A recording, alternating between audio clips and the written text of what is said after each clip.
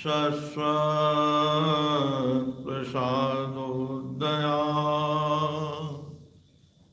ब्रह्मज्ञानविनोदया जनमनो मोदाय निखेदया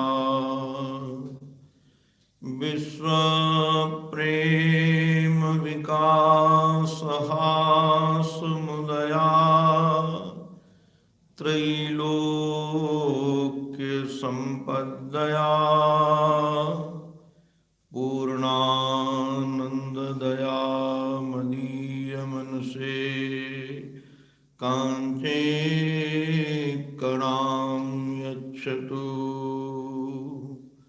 ओम नमः श्री परमहंसास्वादित चरण कमल चिन्ह मकरंदाय भक्तजनमानस निवासाय श्रीरामचंद्राय विश्वसर्ग विसर्गादि नवलक्षणलक्षितं श्रीकृष्णाख्यं परं धाम जगद्धाम नमामत। अखंडानंदबोधाय शिष्य संतापहारिणे सच्चिदानंद रूपाय तस्मै श्री गुरवे नमः। गुरुर्ब्रह्मा गुरुर्विष्णु गुरुर्देवो महेश्वरः गुरुः साक्षात् परब्रह्म तस्मै श्री गुरवे नमः। तस्मै श्री गुरवे नमः। श्रीमन्नारायण नारायण नारायण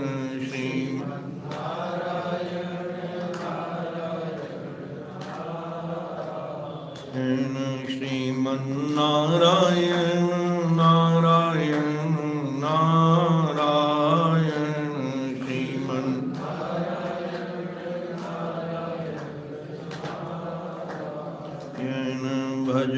भजमन्नारायण नारायण नारायण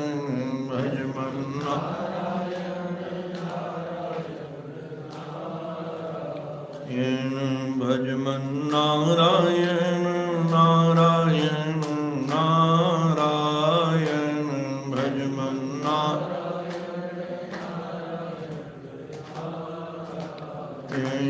श्रीमन्नारायण नारायण नारायण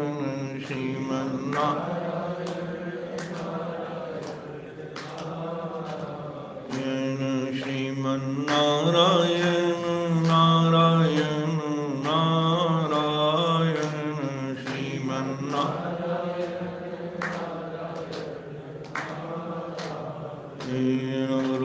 भक्तवत्सल भगवान की, सद्गुरुदेव भगवान की, श्री भाव भावेश्वर भगवान की। नमः पार्वती पतये हर हर महादेव हर हर महादेव हर हर महादेव। नमो गुरुभ्यो सर्वेभ्यो नमो नमः।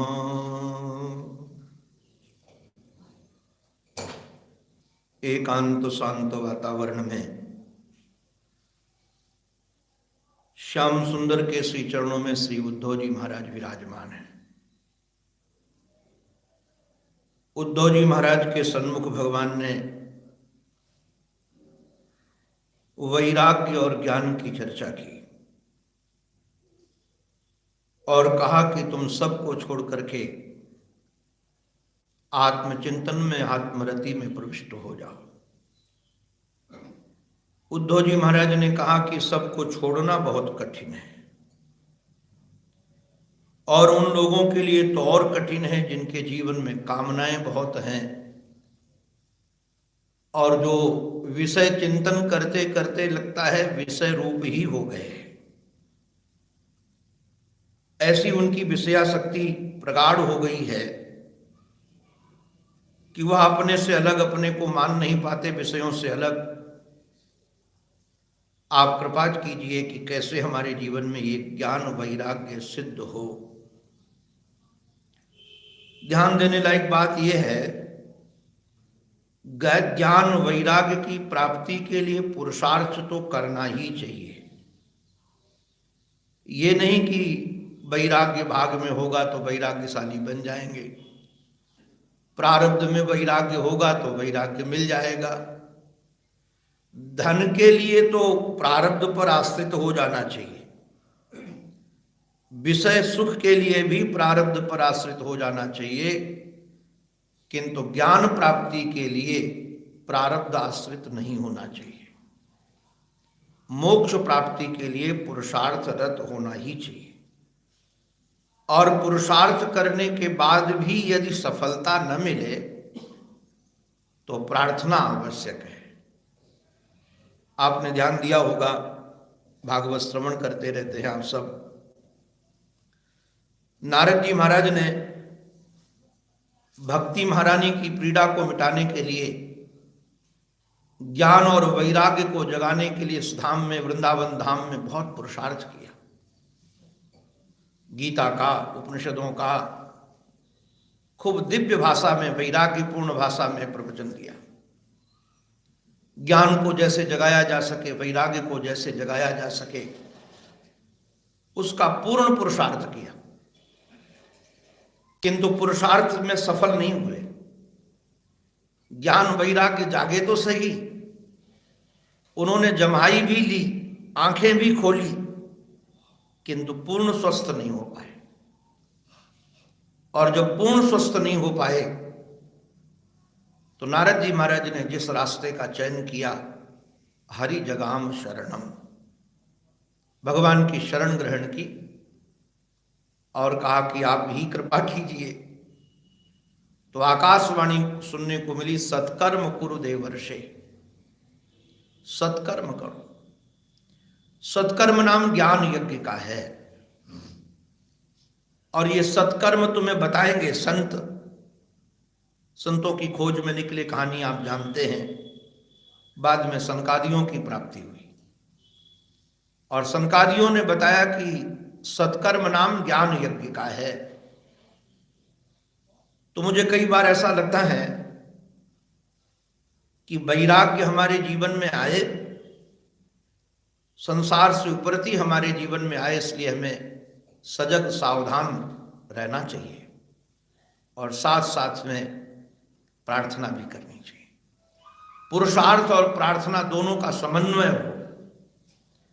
कई लोग पुरुषार्थ तो करते हैं किंतु प्रार्थना नहीं करते। उनको अपने पर वैराग्य का बल रहता है कि हम अपने आप से मिटा लेंगे। वो कई बार फंस जाते हैं। गीता पर से ग्रंथ निकला है, एक लोटा पानी, उसमें एक बड़ी अद्भुत कहानी है।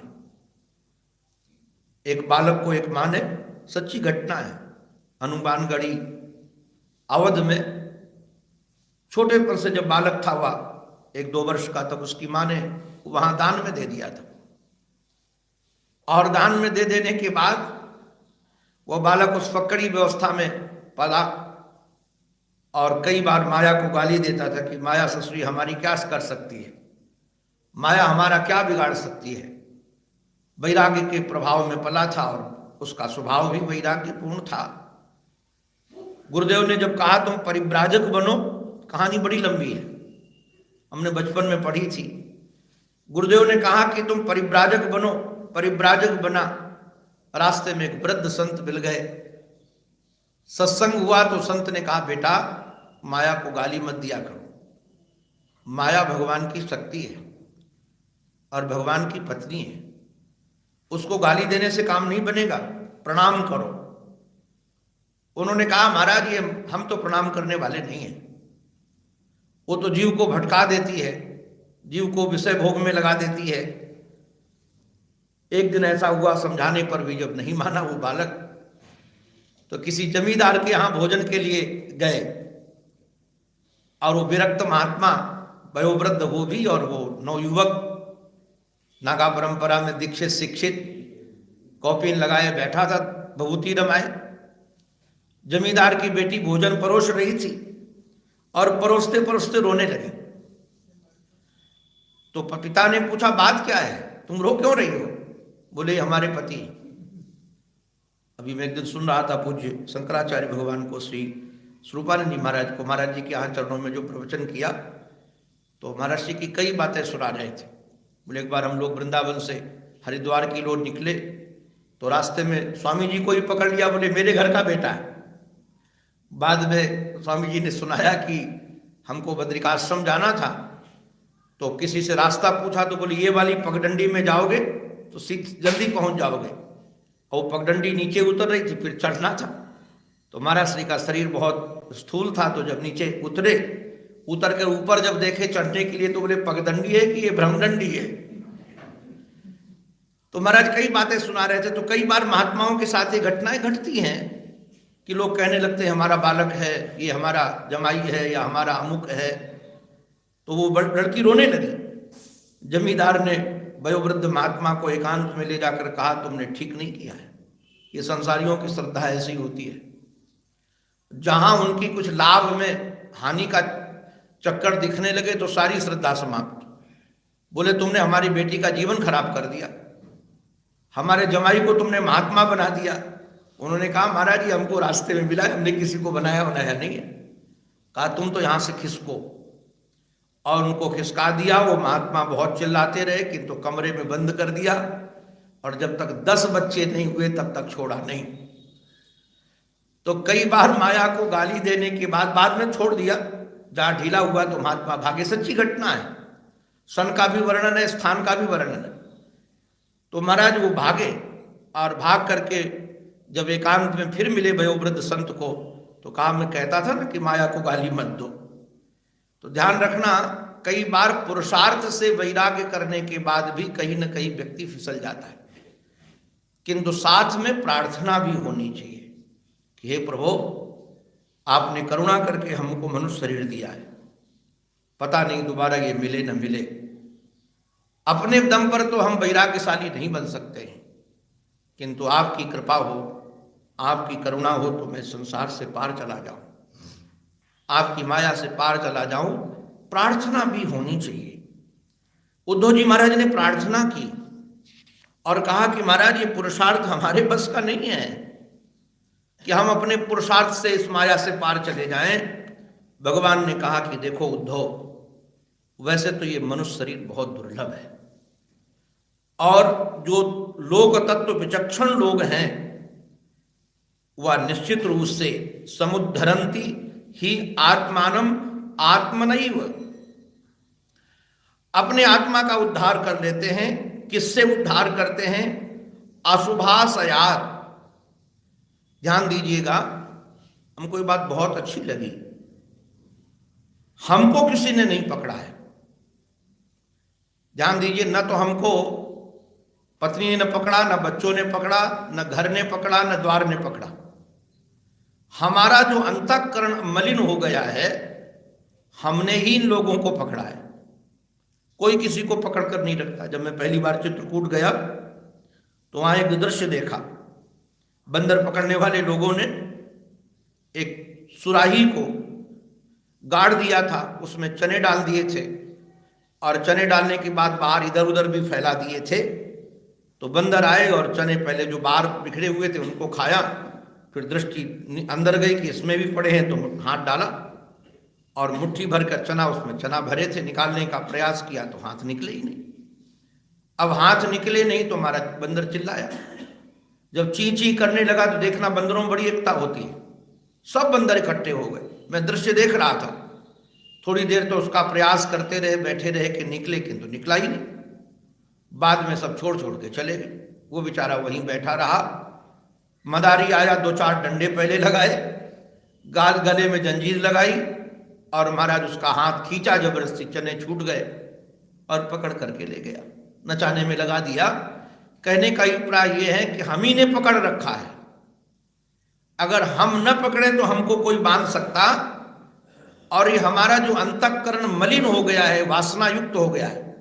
अभी ब्रह्मनाद उपनिषद का अवलोकन कर रहा था कल बैठ करके, उसमें एक बहुत अच्छी श्रुति मिली। उन्होंने कहा कि जो वो प्रथम श्रुति है, उसकी प्रथम श्रुति में कहा कि मन 2 प्रकार के होते हैं, एक शुद्ध मन, एक अशुद्ध मन। तो जो विषयासक्त मन है वह अशुद्ध मन है, और विषय से जो निर्मुक्त मन है वो पवित्र मन है। तो जो विशुद्ध मन है उसमें विषय नहीं है, और जो दिन रात विषय के चिंतन में करने में लगा हुआ मन है वह अशुद्ध मन है। बात की ही श्रुति है जिसको हम लोग बोलते रहते हैं, अधिकतर लोग गुनगुनाते रहते हैं कि मन एव मनुष्याणाम कारणम बंध मोक्षयो। ये वही की श्रुति है, मन ही बंधन और मोक्ष का कारण है। तो जो शुद्ध मन है वह मोक्ष का कारण है और अशुद्ध मन बंधन का कारण है।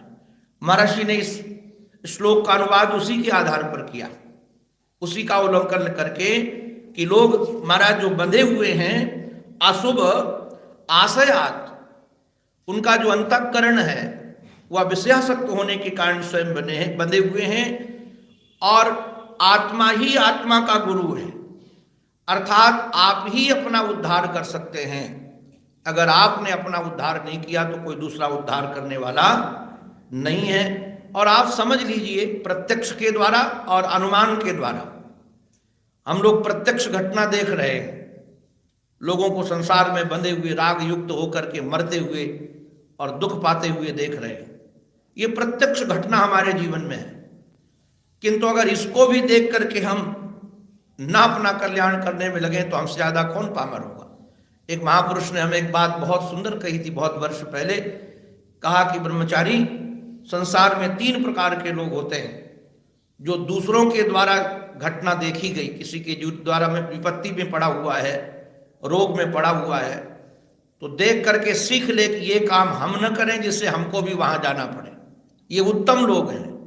और मध्यम लोग वो हैं कि अपने जीवन में कोई गड़बड़ी हो जाए और दुख पाए तो दोबारा फिर वो गड़बड़ी न करें। और निकृष्ट क्वालिटी के लोग वो हैं कि बार बार दुख पाने के बाद भी अपने सुधार में न लगे। हमसे कहते थे अपना नंबर मिला लेना, किस नंबर में हो। महापुरुषों के द्वारा घटी हुई घटना देख करके यदि हम शिक्षा न ले लें, शास्त्रों में बताए हुए उदाहरणों से यदि हम शिक्षा न ले लें, तो हम उत्तम नहीं हैं।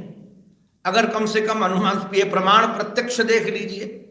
आप संसार की दयनीय दशा देख रहे हैं कि धन भी है, परिवार भी है, सुविधाएं भी हैं, सम्मान भी है, किंतु क्या शाश्वत सुख है?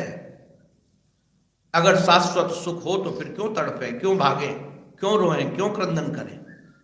ये प्रत्यक्ष देखने को हमको मिल रहा है।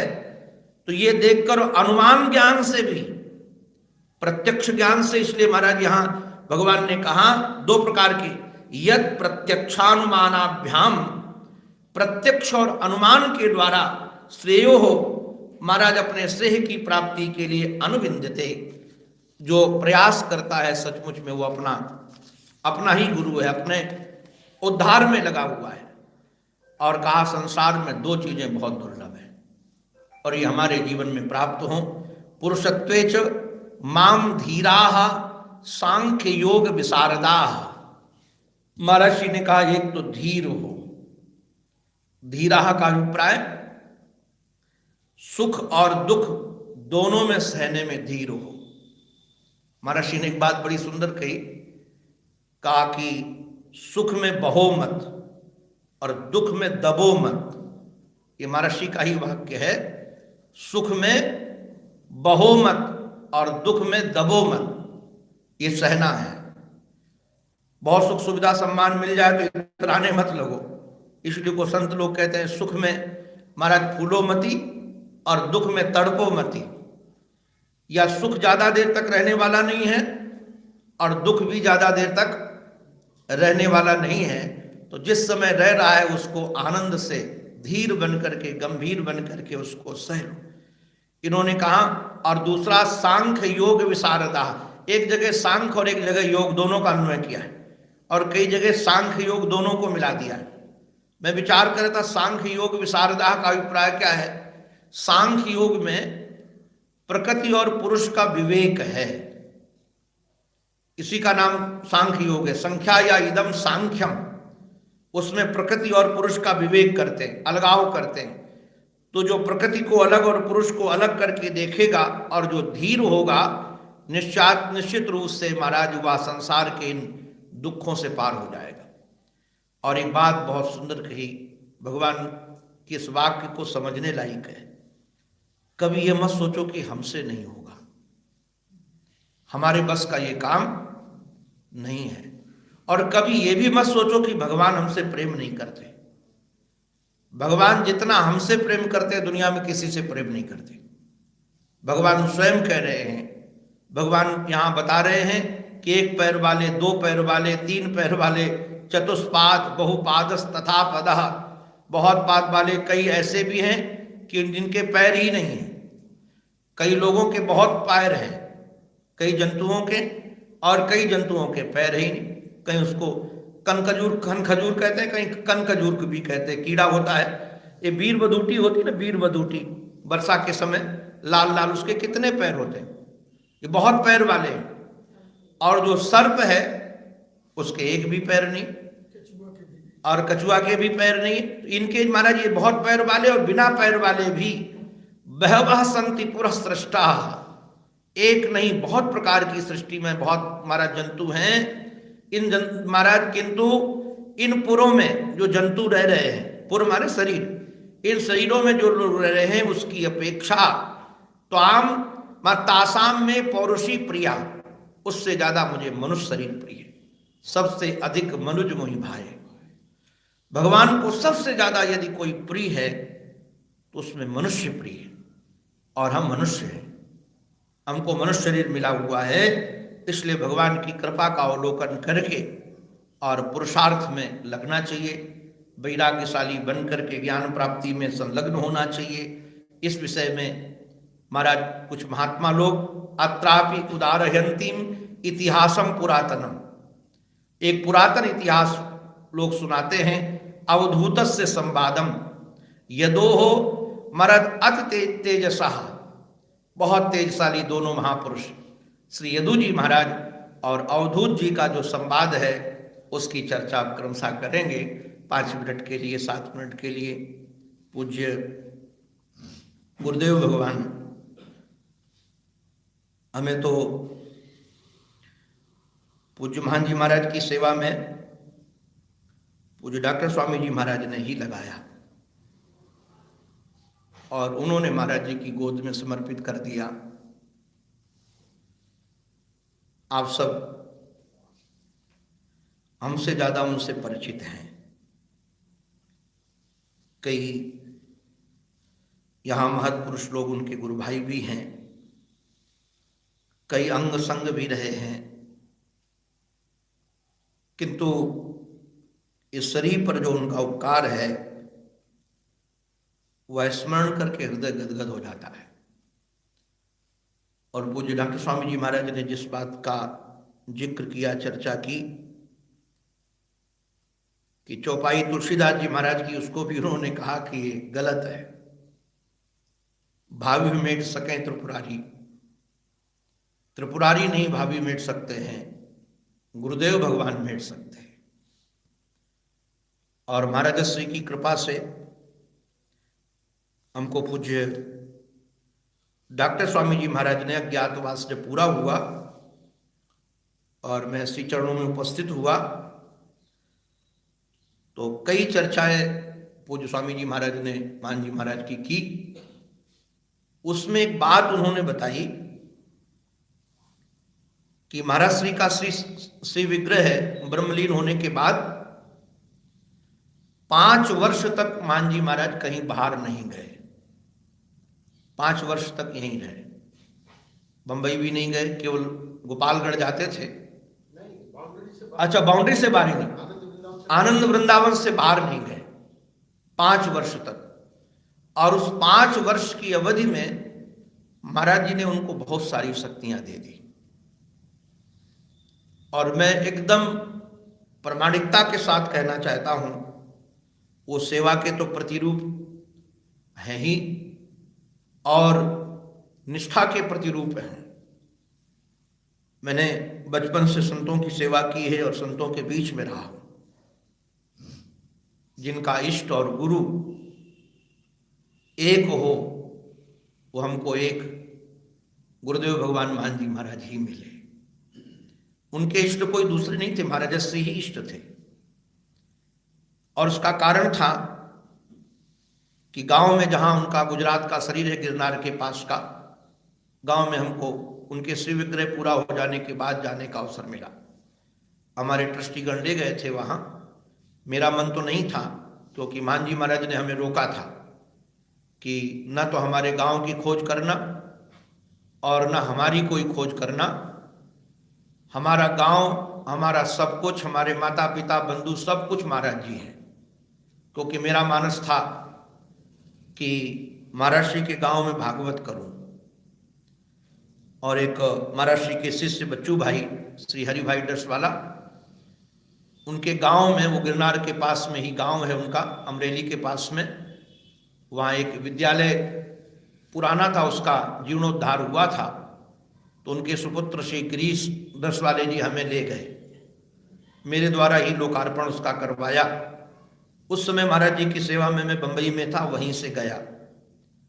और जब लौट करके मैं आया उनके समीप, तो महाराज जी सब पूछने लगे कि अमरेली के किधर गांव था। तो हमने कहा अमुक जगह गांव था। तो बोले नदी में पानी है कि नहीं है, वो रास्ता ठीक है कि नहीं है। तो मैं समझ गया कि यहीं आसपास ही इनका गांव है। वैसे तो उनके जीवन काल में एक महापुरुष, हमारे प्रधान बाबा योगानंद जी महाराज, वो पहुंच गए थे वहाँ खोजते खोजते, और हमको भी एड्रेस उनका मिल गया था। महाराज जी के बहन के बेटे खोजते हुए आए थे यहाँ पर, और कोठी के बाहर मान जी महाराज बैठे थे, ठंडी का समय था।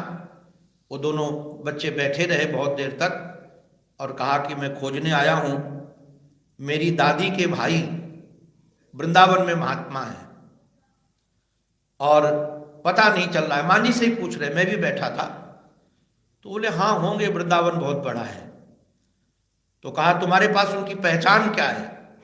बोले उनके हाथ में पोपट गुंदा हुआ है, तोता बना हुआ है पोपट। तो महाराज जी मुस्कुराए, और क्योंकि उनके हाथ में गुंदा हुआ था, मैं सेवा करता था।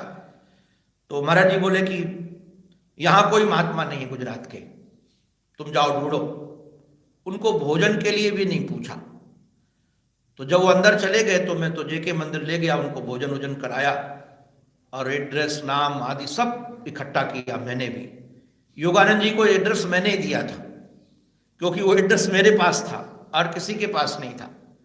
तो मैंने उनको एड्रेस दिया और दूसरे दिन आकर के मैंने कहा कि महाराज जी, वो आपके बहन के ही छोटी, आप लोगों ने गिरिराज जी पर, अपने गिरनार पर मेले में तो तोता गुदवाया था, आपके हाथ में है। तो हंसने लगे और बोले कान खोल के सुनो, न कोई हमारी बहन है न कोई भाई है, केवल मैं महाराज जी के चरणों में रहा हूँ और महाराज जी का हूँ, सब कुछ यही है। तो जब उन्होंने वो बात हमको वहाँ बम्बई में पूछना प्रारंभ किया तो हम जान गए कि वही गांव है। तो हमने गिरीश ड्रेस वाले से कहा, हमने कहा गिरीश भाई, मान जी महाराज का गांव अगल बगल में ही है और पूछ रहे थे। उन्होंने कहा अगर वो तो फिर वहाँ भागवत करते। तो जजमान भी हमको मिल गया और बड़े व्यापक रूप से करवाने वाला। तो मैं महाराज जी को मैंने कहा फिर कि गिरीश भाई वहाँ कथा करवाएंगे, आप भी वहाँ चलें। तो महाराज जी बड़े गंभीर हो गए और बोले आज के बाद कभी खोजना नहीं, कभी जाना नहीं। हमको रोका था, किंतु हमारे श्री सुरेंद्र भाई, भोला शंकर मुकीम जी, डॉक्टर साहब और माता जी, द्वारिका में कथा थी हमारी, वहाँ से इन लोगों ने आग्रह किया तो मैं गांव गया। गांव में उनकी भाभी उस समय बची हुई थी, बहुत वयोवृद्ध थी शरीर की और बहुत जीर्ण शीर्ण शरीर था उनका। उन्होंने उनके कपड़े भी दिखाए जो पहनते थे, वो संभाल के रखा था इतने वर्ष तक। और उन्होंने बताया उनके बच्चों ने कि यहाँ एक शिव मंदिर है पांडवों के द्वारा स्थापित, वहां पर शिव मंदिर के बगल में कमरा है, उसमें एक लकड़ी बांधकर उस पर टंकर और धुआं नीचे से लेते थे, क्योंकि गिरनार में तपस्वी लोग ऐसे तप करते हैं, वही संस्कार उनके थे, वैष्णवों के संस्कार थे, नागाओं के। तो धुआं लेते थे कि हमको भगवान शंकर के दर्शन चाहिए। तो कई महीनों तक ये प्रणाली करने पर शंकर भगवान के दर्शन तो हुए नहीं। उनको आवाज सुनाई पड़ी कि हम तुम्हें वृंदावन में मिलेंगे, और जो कहा वृंदावन में मिलेंगे तुमको, तो महाराज वैसे ही घर में आए और कहा कि मैं वृंदावन जा रहा हूं। और महाराज जी वृंदावन में आए, मांझी महाराज और उड़िया बाबा जी महाराज के आश्रम में सबसे पहले महाराज जी सत्संग कर रहे थे, वहां उनका दर्शन हुआ।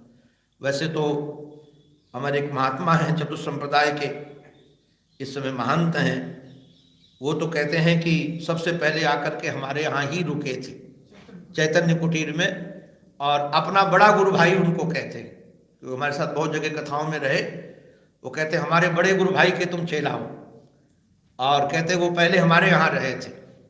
वहां से आने के बाद महाराज जी ने उनको अपनाया, उसके बाद उन्होंने कहीं गए न किसी को वो जाने।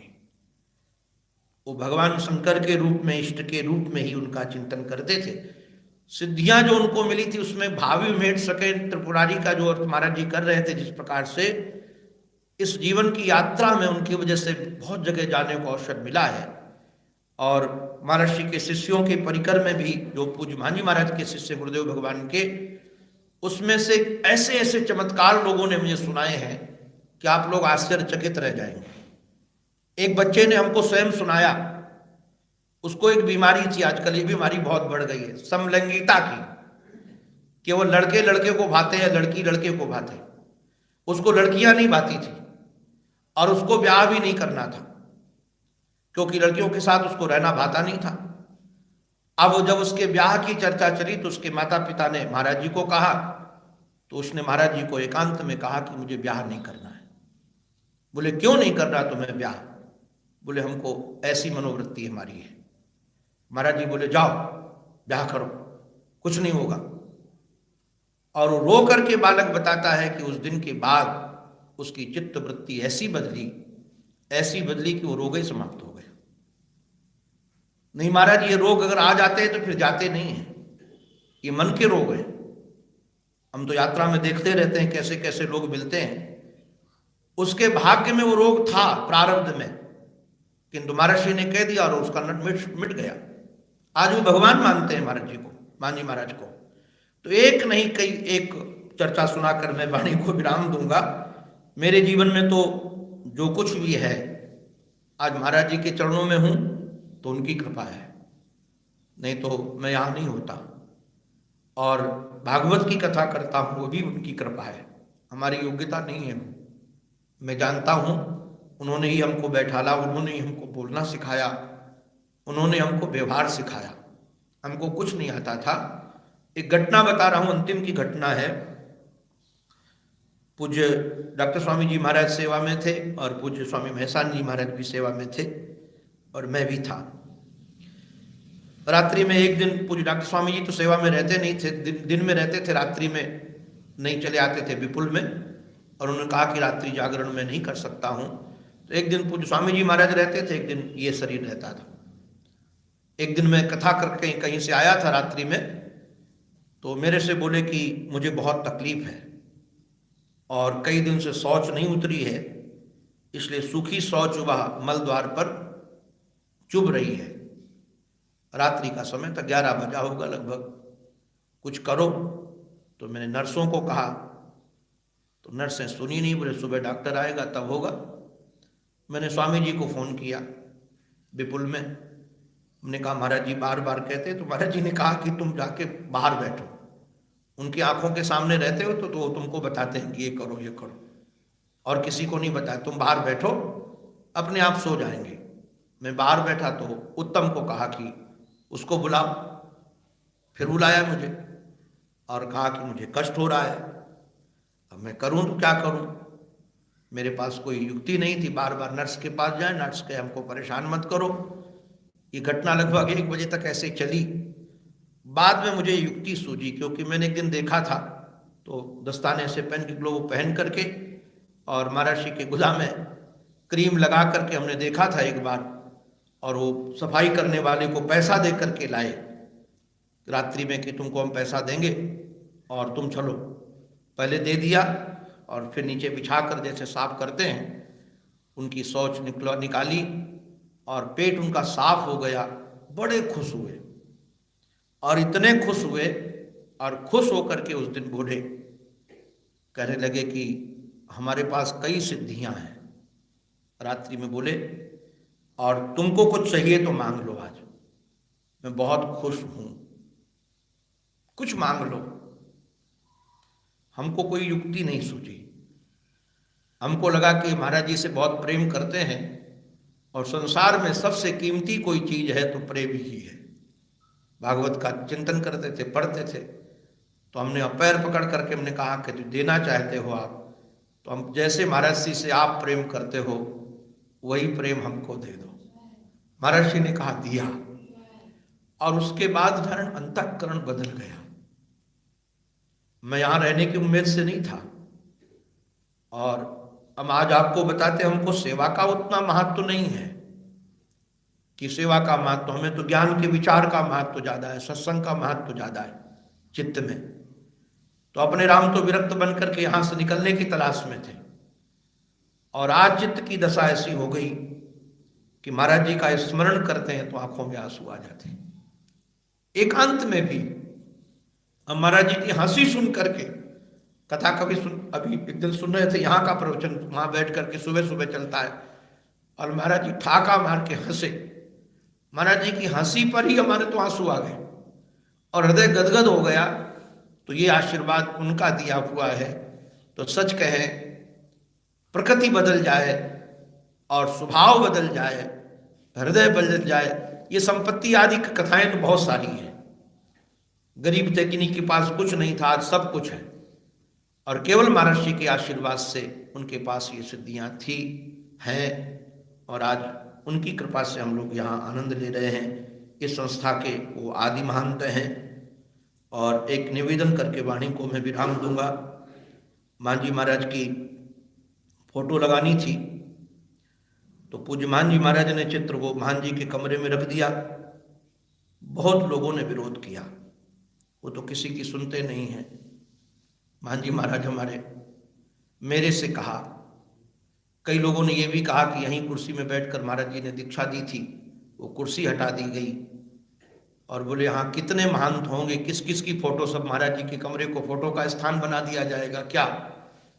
ये बाबा जी ने बात हमको कही, और भी कई ट्रस्टियों ने कही, और बोले इनको समझाओ मान जी महाराज को कि यहाँ उनका चित्र नहीं होना चाहिए, लगाना है तो दीवार में कहीं लगा दे। ये चित्र रखने की चर्चा महाराज कई वर्ष तक महाराज संघर्ष हुआ, विपुल में भी हुआ। हमने एक बार चित्र वो दरवाजे पर टांग दिया, एक माता जी ने वहां से उतरवा दिया, तो अपने तो मौन हो गए। हमने कहा सबका अधिकार मेरे से ज्यादा है यहाँ। वो माता जी ने उतरवाया था, वो महर्षि की शिष्या और प्रिय शिष्याओं में सेवा में रही, तो हमने कुछ विरोध नहीं किया कहीं। किंतु एक बात मैं निवेदन कर देना चाहता हूँ, आश्रम में चाहे जितने महंत हों, ये संस्था तो महाराज जी की बनाई है, चलती रहेगी, महंत आते जाते रहेंगे, किंतु हमारे पूज्य मान जी महाराज जैसा न कोई महंत होगा, न कोई हुआ है। उनका कोई अस्तित्व नहीं था, तो इसलिए उनके स्थान पर कि उनकी फोटो लगाई गई तो सबकी फोटो लगाई जाएगी, ये जरूरी नहीं है। उन महापुरुष का हमारा जीवन पूर्ण समर्पित, गुणदोष में तो सृष्टि ही है, किंतु यदि चर्चा की जाए तो उनमें इतनी कई विशेषताएं ऐसी हैं जो साधक लोग उसका अनुभव करते हैं। तो हमारा श्री की प्रेम और अनुग्रह उनका सदा हमारे ऊपर बना रहे, यही उनकी अनुग्रह भरी दृष्टि सदा बनी रहे, यही प्रार्थना। 13 वर्ष हो गए, 14वां वर्ष लग गया है। लगता है कि समय से भाग रहा है, मतलब पता ही नहीं चला कितनी जल्दी समय बीत गया। ऐसा लगता है कि जैसे अभी की घटना घटी हो। और आज महर्षि का भंडारा भी है, पूज्य संत लोग खूब धूमधाम से यहाँ उत्सव हो रहा है। महर्षि का परिकर भी, हमारे केवल कृष्ण जी भी, कोषाध्यक्ष जी, ये भी आ गए इतनी ठंड में और कोरोना में, तो उनको देखकर बड़ी खुशी हुई। ये सब महर्षि के मान जी बड़े महाराज जी के तो कृपा पात्र हैं ही। ये सब परिवार हमने देखा है महान जी के भी अनुग्रह भाजन है और पूर्ण विश्वास इन पर करते थे। तो महाराज जी जल्दी महाराज जी किसी पर विश्वास नहीं करते थे। मैं तो अनुभवी हूं, मेरे ऊपर भी नहीं करते थे कि मैं कहूं कि मेरे ऊपर। और पैसा के मामले पर तो किसी का नहीं करते थे। पैसा के मामले में तो किसी का विश्वास नहीं करते थे कि तो भाग्यशाली हमारे श्री केवल कृष्ण जी, इन पर पूरा विश्वास करते थे। हमको लगता है साधुओं पर भी उतना विश्वास नहीं था जितना इन पर। एक दो घटना हमारे साथ घटी इसलिए मैं जानता हूं। तो निश्चित रूप से परिवार भाग्यशाली है। हम लोग ऐसे ही उनका स्मरण करते रहें और उनके बताए हुए पथ पर चलते रहें, यही महर्षि के चरणों में प्रार्थना है। बोलो भक्तवत्सल भगवान की जय, सद्गुरुदेव भगवान की जय, श्री वृंदावन बिहारी लाल की जय। जय जय श्री राधे, जय जय श्री राम।